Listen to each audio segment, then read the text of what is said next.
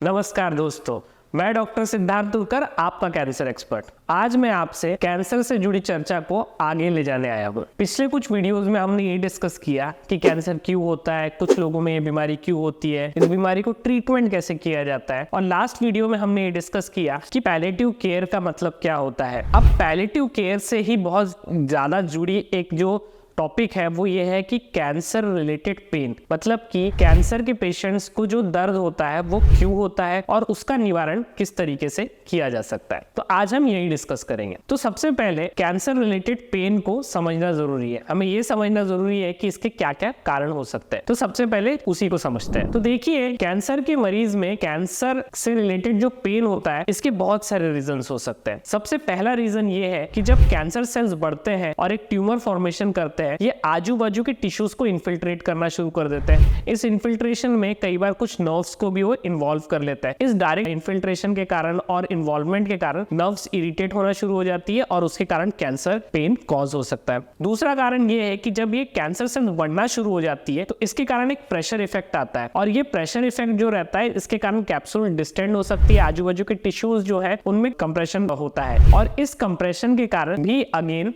जो नर्व्स होती है वो नर्व एंडिंग जो होती है वो सेंसिटाइज हो जाती है और कैंसर रिलेटेड पेन को जन्म देती है। इसके अलावा जब कैंसर सेल्स बढ़ रहा होता है तो ये कुछ ऐसे केमिकल सिक्रीट करता है, या फिर बॉडी के जो आजू बाजू के सेल्स होते हैं वो ऐसे कुछ केमिकल सिक्रीट करते हैं जिसके कारण उस पर्टिकुलर एरिया में इन्फ्लेमेशन ज्यादा हो रहा होता है। अब ये जो इन्फ्लेमेशन ज्यादा होने के कारण अगेन नर्व एंडिंग जो होती है वो इरिटेट होना शुरू हो जाती है और उसके कारण भी पेन क्रिएट हो सकता है। इन्फ्लेमेशन को ही इन्फेक्शन के कारण भी हो सकता है। ये आपको इस तरीके से समझना जरूरी है कि कैंसर जो ट्यूमर होता है वहां पे इरेगुलेटेड ग्रोथ हो रही होती है। इस ग्रोथ के कारण ना ही वहां पे नॉर्मल रोगों से रक्षा प्रणाली प्रॉपरली एक्टिव हो पाती है, और ऐसे में कोई भी इन्फेक्शन का होना बहुत ईजी हो जाता है, और ये इन्फेक्शन कई बार इन्फ्लेमेशन कॉज करते हैं और उसी इन्फ्लेमेशन से नर्व एंडिंग इरिटेट होना शुरू हो जाती है जिसके कारण पेन हो सकता है। कई बार कैंसर खुद ऐसे केमिकल सिक्रीट करता है जो डायरेक्टली पेन रिलेटेड सब्सटेंसेस होते हैं, जो डायरेक्ट नर्व्स को स्टिमुलेट करते हैं और पेन के सेंसेशन को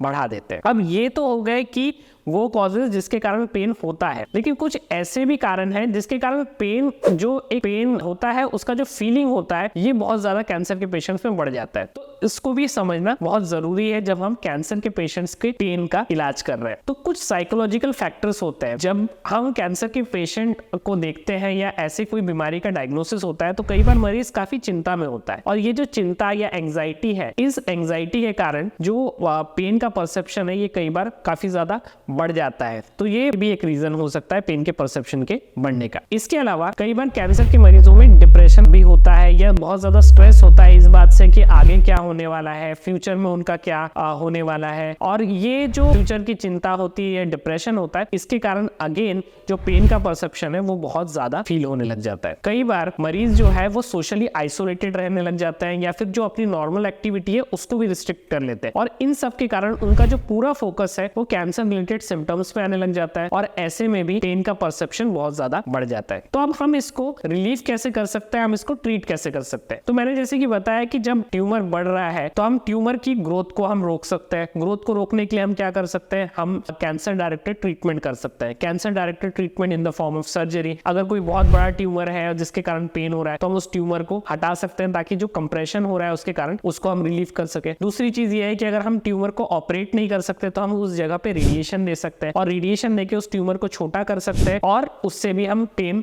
रिलीव कर सकते हैं उस पर्टिकुलर एरिया पे। तीसरा तरीका यह है कि हम कीमोथेरेपी दे सकते हैं। कीमोथेरेपी से अगेन ट्यूमर साइज श्रिंक हो सकता है और जो उसका इन्फिल्ट्रेशन है, इन्वेशन है, वो रुक सकता है, जिसके कारण अगेन पेन रिलीफ हो सकता है। इसके अलावा जो मैंने दूसरा कारण बताया कि इन्फ्लेमेशन, तो कुछ एंटी इन्फ्लेमेटरी ड्रग्स भी होते हैं जो एज ए पेन में एनाल्जेसिक्स के रूप में यूज होते हैं। तो इस टाइप की ड्रग्स को हम इंट्रोड्यूस कर सकते हैं कैंसर रिलेटेड पेन को रिलीव करने के लिए। तीसरा जो तरीका है वो ये है कि बिकॉज मैंने अगेन एंड अगेन अपने उसमें बताया, चर्चा में बताया कि नर्व एंडिंग्स इरिटेट होती है जिसके कारण पेन का परसेप्शन होता है। तो इन नर्व एंडिंग्स को या नर्व की जो मेन ब्रांच है हम उसको ब्लॉक करवा सकते हैं, ताकि उसके थ्रू जो सेंसेशन डिलीवर हो रहा है ब्रेन को उसको हम ब्लॉक करवा सकते हैं। तो जिस रीजन में पेन हो रहा है वहां के जो नर्व चेन है हम उसको ब्लॉक कर सकते हैं, और उसको ब्लॉक करके भी पेन को रिलीफ किया जा सकता है। इसके अलावा बहुत सारी ऐसी दवाइयां हैं जो पेन के या तो परसेप्शन को चेंज कर सकती है, जैसे कि मैंने आपको बताया कि पेन का परसेप्शन जो है वो स्ट्रेस और डिप्रेशन या एंजाइटी के कारण भी होता है। कई बार इन दवाइयों को इन्वॉल्व करके भी पेन के जो सिम्टम है उसको रिलीफ किया जा सकता है। अगेन मैंने जो एक साइकोलॉजिकल एस्पेक्ट बताया था कि लोग जो होते हैं वो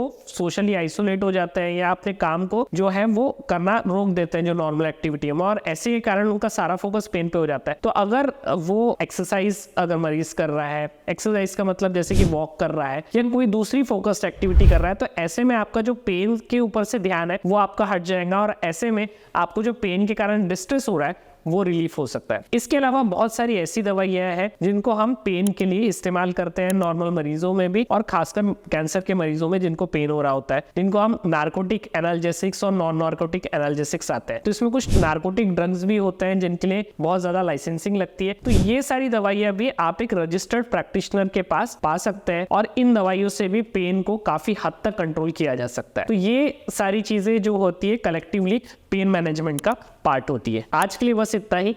धन्यवाद।